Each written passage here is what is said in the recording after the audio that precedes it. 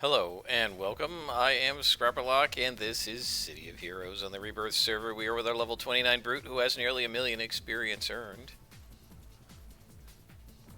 80,000 to go to get to level 30 and 20 million influence in the bank. And we are actually on a story arc. I did one mission for Laurie Pennington, and she put us on a story arc. We're going up against the Council. Don't know what this arc is yet. Don't remember exactly what she gives us, but it's an office that the Council is attacking. And so we're supposed to save the people. There are 4 archivists to save. We need to investigate what the council is doing in this office.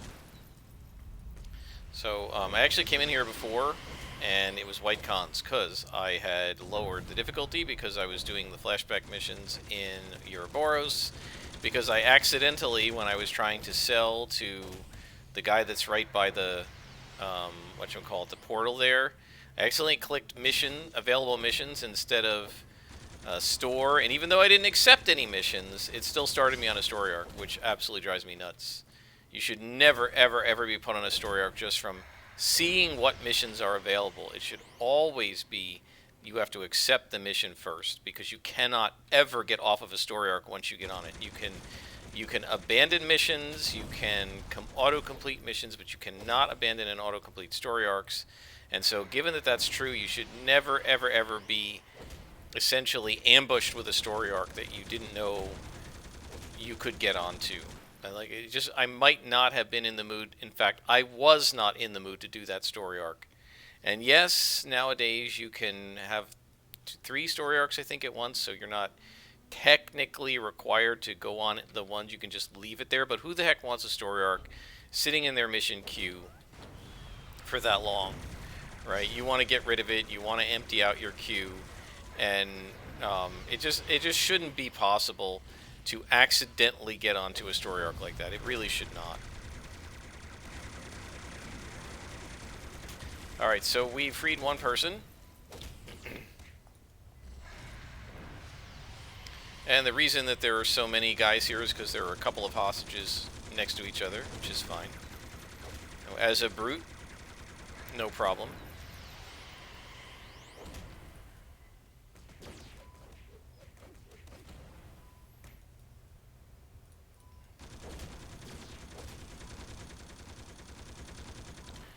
And this is also defeat all, so we don't really have to worry about the hostages because we've got to beat up everybody anyway. And during the process of that beating up, eventually we will free every hostage. Okay, these guys are orange, so I'm going to go ahead and soul drain so that we can do a little extra damage. We're now doing 200% damage, which means we can just about two-shot these things with Shadow Maul. 2 hits, 1 of anything else, and 1 of Shadow Maul will basically take anything out when we're at 200% because it's such a powerful attack, which I absolutely love.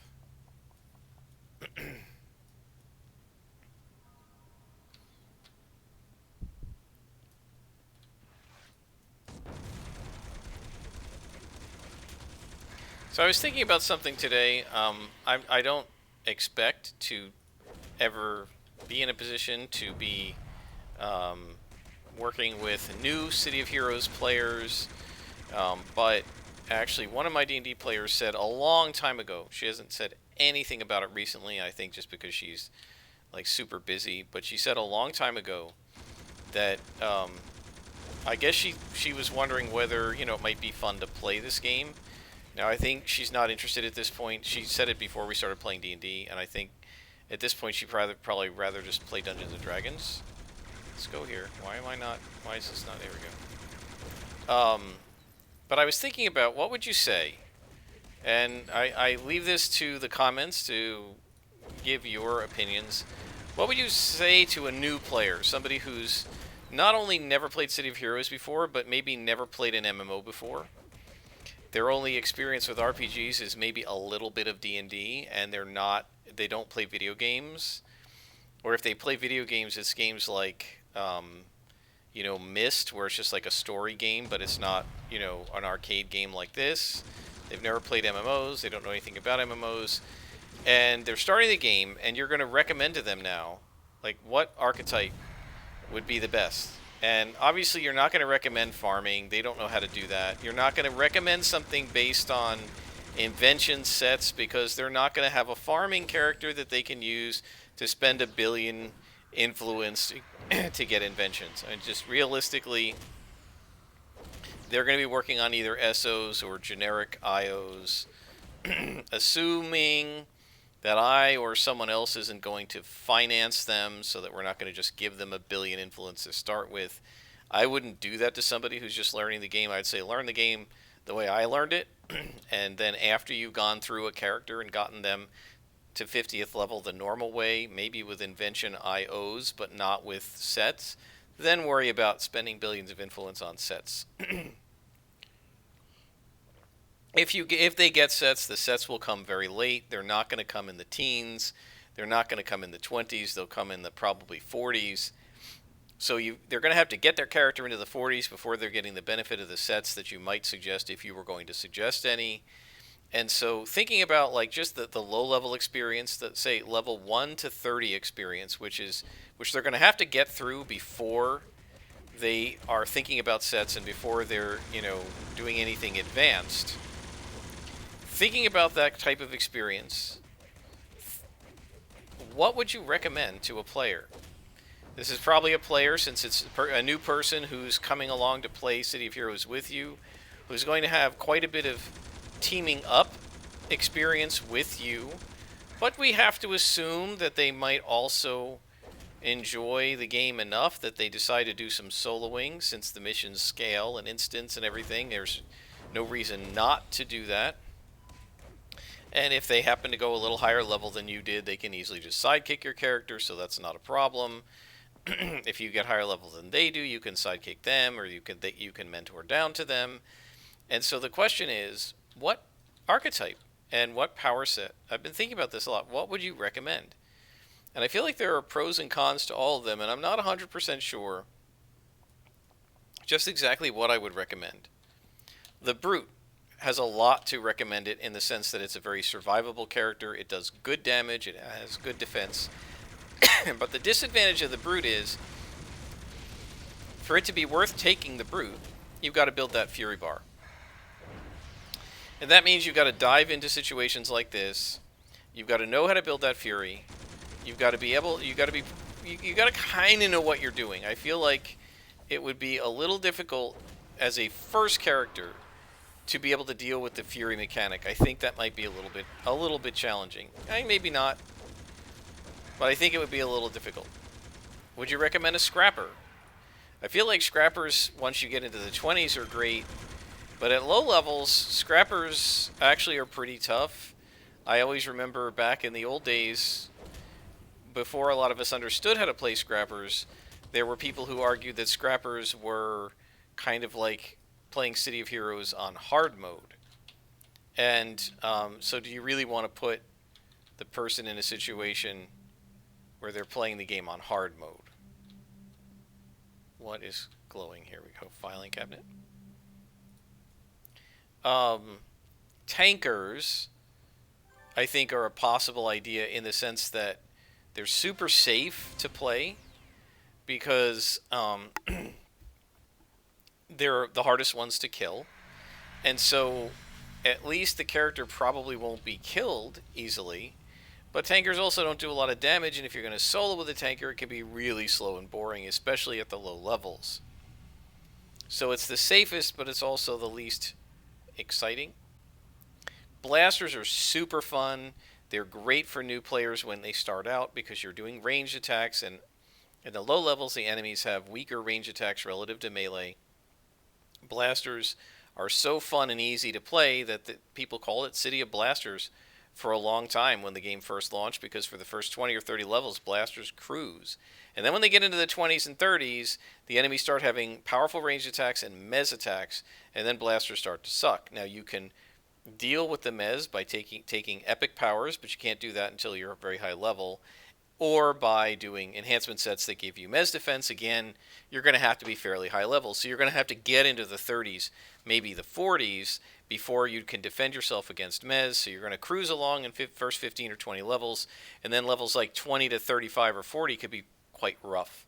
So I don't know if I would recommend that.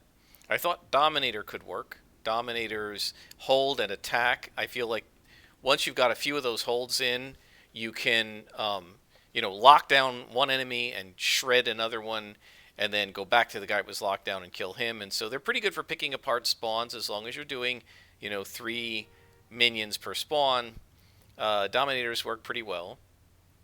I thought Corruptor might be good because you get attacks and buffs, but you have to be careful what power sets you take, because some power sets have very little, if any, self-buffing, and then it'll only work on a team, and you're not going to be able to solo with it. I feel like Dominators and Tankers would maybe be at the top of my list, possibly Blasters and Scrappers as well, maybe Brutes. I don't think I would recommend a Mastermind to a low-level player just because they don't understand their own powers, let alone how to run minions. I definitely wouldn't recommend a Defender or a Controller. I feel like, well, Defenders maybe, but I feel like if you're going to go with buffing and attacking, you're better off with a Corruptor so you can do more damage. I definitely wouldn't recommend a Controller because very few controllers can do much, if any, damage at all, and they're basically control and buff. So unless you're going to be exclusively playing on a team, then controllers would be great, but if you want to do some soloing, I wouldn't. I'm not sure I would recommend it.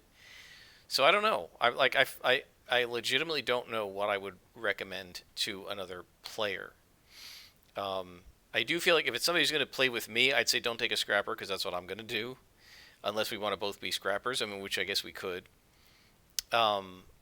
But I also think it might be a little easier to be a Brute or a Tanker than a Scrapper, just because they get better defenses. But then, there's the Fury mechanic on the Brute, which can be a little complicated. So I don't know. I think I would recommend a Tanker slightly above a Brute and a Scrapper, except I would warn them soloing is going to be slow, and I would probably warn them away from something like Super Strength, unless they really, really wanted to do it. And if they were going to do Super Strength, I'd say take a Brute, because at least you can build that Fury and do more damage with the Super Strength. So I don't know. Post your comments. What would you recommend to a completely new player who's not just never played City of Heroes and never played an MMO, and they want to play with you some and then solo some? What archetype would you recommend? Would you recommend a Blaster? Would you recommend a Defender? Would you recommend a Mastermind? Would you recommend a Controller? What would you recommend? I think my top might be, Tanker. I think a Tanker is great for defending yourself and also doing something. Brute, Tanker maybe. I feel like Dominator, Corruptor. I feel like those would kind of be my top ones that I would suggest, depending on what kind of thing they wanted to do, whether they're blasting energy or punching people. And I think I definitely would not recommend Masterminds, Controllers, and Defenders. So what do you think, guys? Or Stalker? I mean, I haven't talked about Stalker. Stalker could work, right? Because you hide, and you're completely unable to aggro anything, which that actually might be the best. Because then you can completely manage the aggro, you can placate things, you sneak up, you Assassin Strike. The Assassin Strike's fairly easy to pull off. It's not hard, it's not tricky. And so once the person learns how to, sneak in and Assassin Strike things, they can take out a Lieutenant in one shot, and then they don't have to deal with that spawn. I think that might be the way to go. What do you guys think? Would you put Stalker up there at the top? Would you put something else? And why? Let me know in the comments. Alright, she says, that's odd. The council's roots date back to Mussolini's government, but what possible use could World War II documents be to them today? So they're looking for World War II documents. This is about Ubelman. Apparently the council isn't satisfied with stealing World War II documents. Now they're actually stealing World War II historians. Several experts in the area have been reported missing. I need you to go rescue them. So we're going to do that. They are in fault line. So let's go ahead and, where are we on time? We're about halfway through this episode, so let's go ahead and auto-teleport to fault line.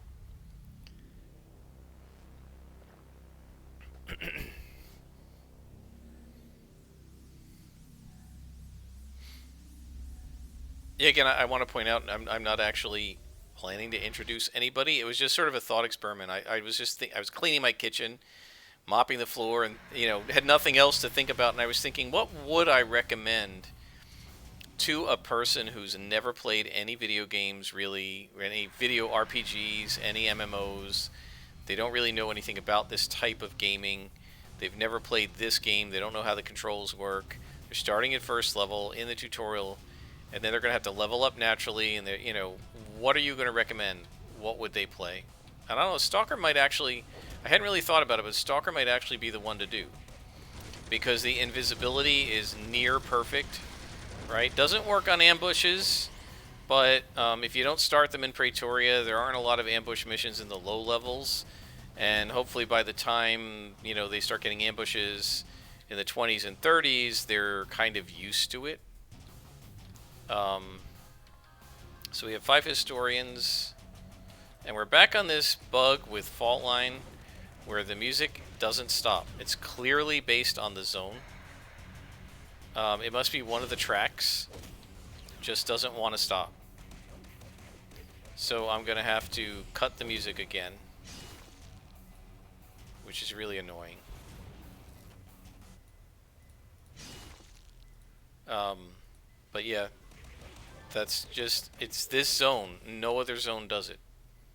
So it must be either, it must be the particular music track is just set on a loop and doesn't stop somehow. So whatever that song is, it just doesn't want to stop. I don't know if it's all the music in Faultline or just that particular one.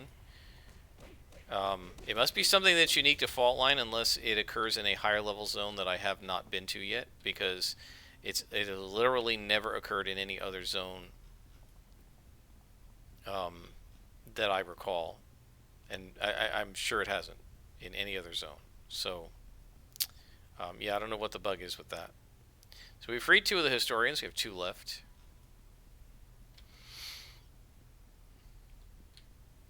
And tonight we play my D&D game. I mentioned in an earlier episode, I know because I rewatched it today. It's one, I think I posted the first episode of the 2 that I was talking about, where I was talking about it today, and I'll post the second one tomorrow, where I was talking about the how my players are going to be in they are in the astral plane, and they're probably one of the first things that's gonna happen, because it's about where we left off, is they're gonna meet Captain One Horn, who is a Minotaur whose right horn broke off, which is why he's named One Horn. And Captain One Horn hates adventurers, and he won't allow them to stay in his settlement.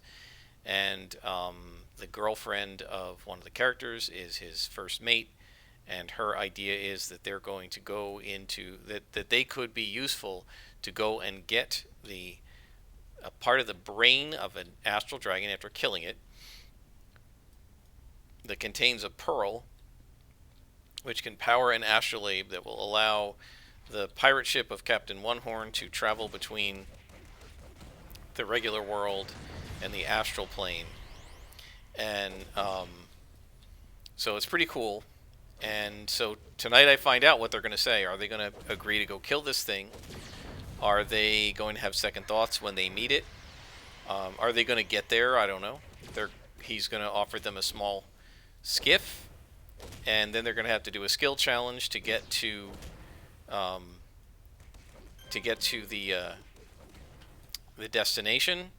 And if they fail, they're going to encounter something nasty, possibly a Githyanki pirate ship, possibly a set of astral manifestations, which are basically astral elementals.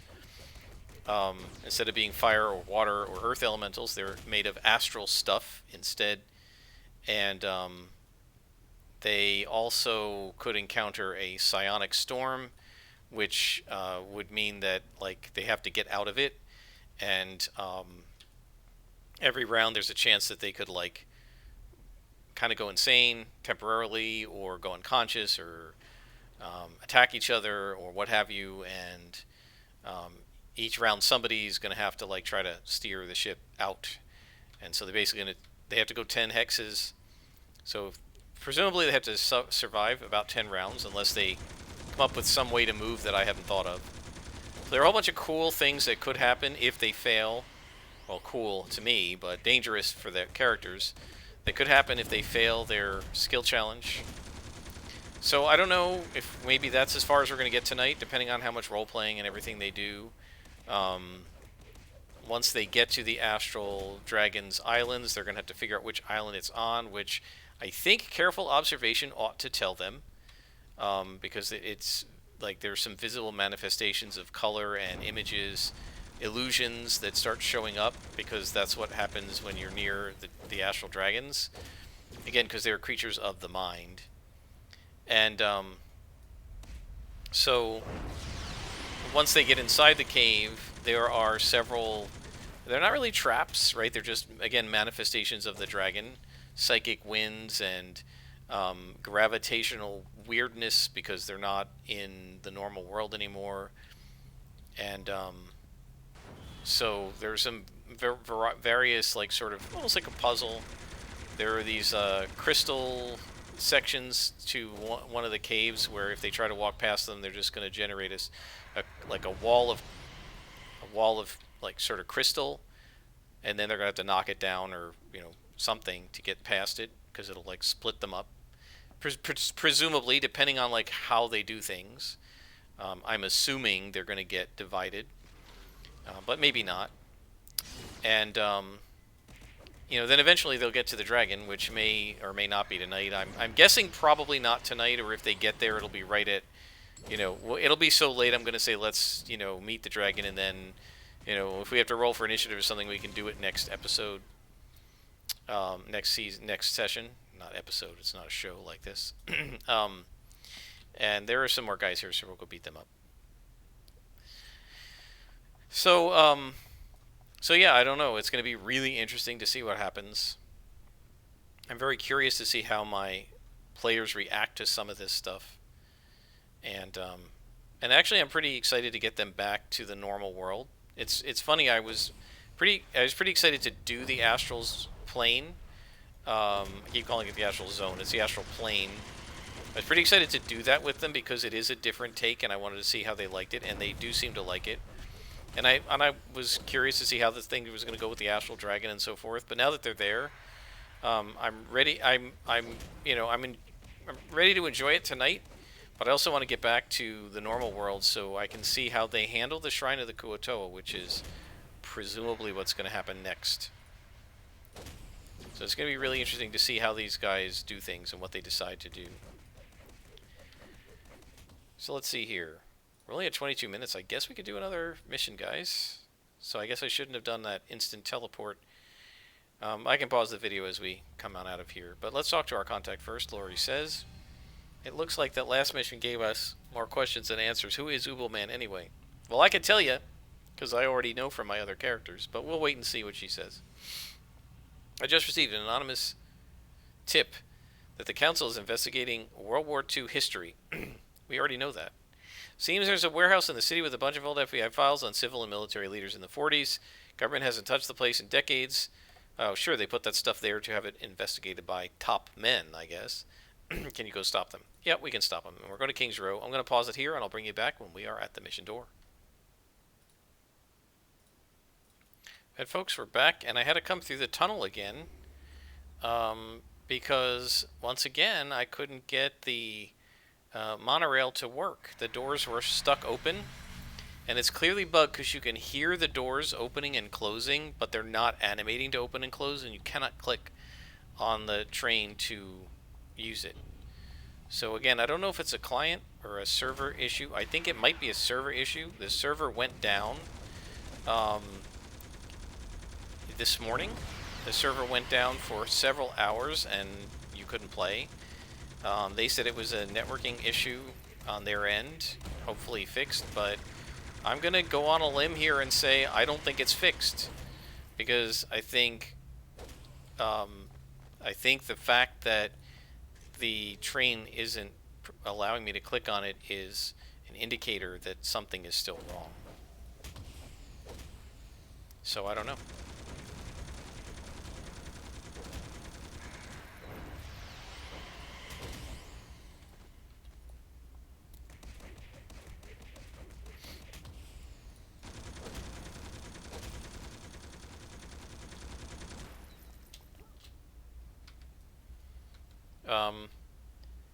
I haven't actually been reading much D&D Beyond today because I've been cleaning my house and doing other things, but this morning I saw another potentially dangerous thread that I think people are going to get banned from.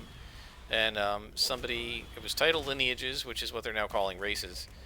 And somebody was saying, look, I understand, some of the thinking behind this, but It's a little crazy to me that a halfling who's 3.5 feet tall is ever going to have the strength of 6'9" muscle bound half orc. Um, Somebody else pointed out, well, yeah, but if even if the halfling starts out with like a 12 strength, they can get to a 20 by adding 2 strength every 4 levels at levels 4, 8, 12, and 16, and 19. I think they give it to you at 19 and not 20. So 4, 8, 12, 16, and 19 is 5 times. It's plus 10. So even if you started with a 10 strength, you could eventually get to a 20. And I just went in and said, well, yes, that's the same 20 that maybe the half orc has, perhaps off the bat, depending on how you're doing point buy and stuff. But the difference is the halfling had to use his attribute increases, his 4 level, what do they call, ASI, attribute something increase. I can't remember what it stands for, but basically the 4 level attribute increases, and he had to pretty well focus on that, which it means training, right? Whereas the half orc was kind of born with it. And the idea, of course, is that yes, they can both get to 20 strength, but the halfling's going to have to train for it because it's not going to come naturally to him. Right? Just like with me, there are certain things that don't come naturally to me. I had to work really hard and train to do if I wanted to do them. A great example is anything artistic. I've tried doing artistic things in the past. I've actually done, my own web comic using computer graphics and stuff. I'm still not an artist, really, and so yeah, I can get it to look okay, but it takes an awful lot of work. It doesn't come as second nature to me as I think it probably does to a lot of other 3D artists. And going the wrong way here. And what do I have to kind of overcome that deficit by working harder and practicing more and doing a lot more work versus someone who's just naturally talented at it. And so I think actually that's a very adequate way of showing the natural tendencies of, say, a half orc versus a halfling.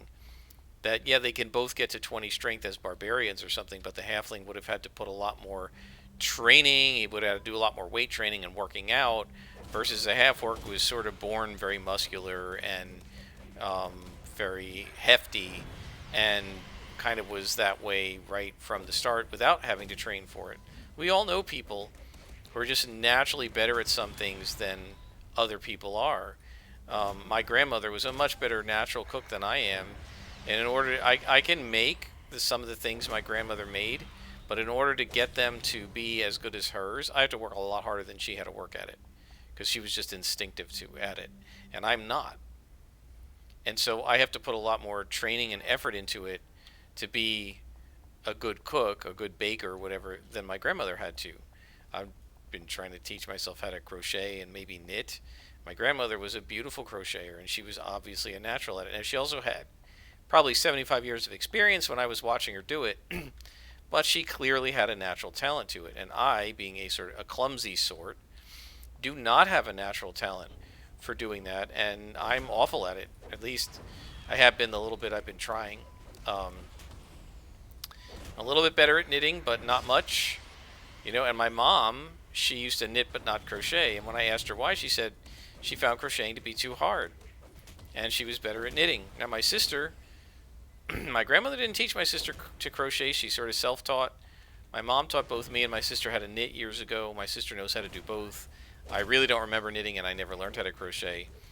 She said, when I was talking to her on the phone the other day about this, she said she finds crocheting easier than knitting.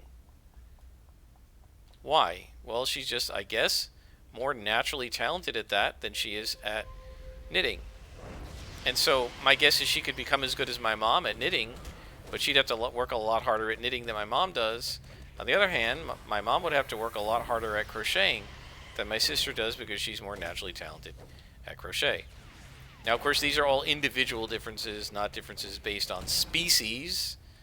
But I do think that it's going to be an interesting thread to look at. So my comment on it was, yeah, again, the halfling could become as strong as the orc, but should take more training to do. But then I ended it by saying, but what you're kind of saying, because he said there are these natural differences. I said, you know, think there being natural differences among different species is kind of the thing that everybody's getting their hackles up about. So yeah, I wouldn't be surprised to come back and find that that thread's been locked and the people on it, some of them have been banned just for suggesting that they should keep the old racial stat bonuses.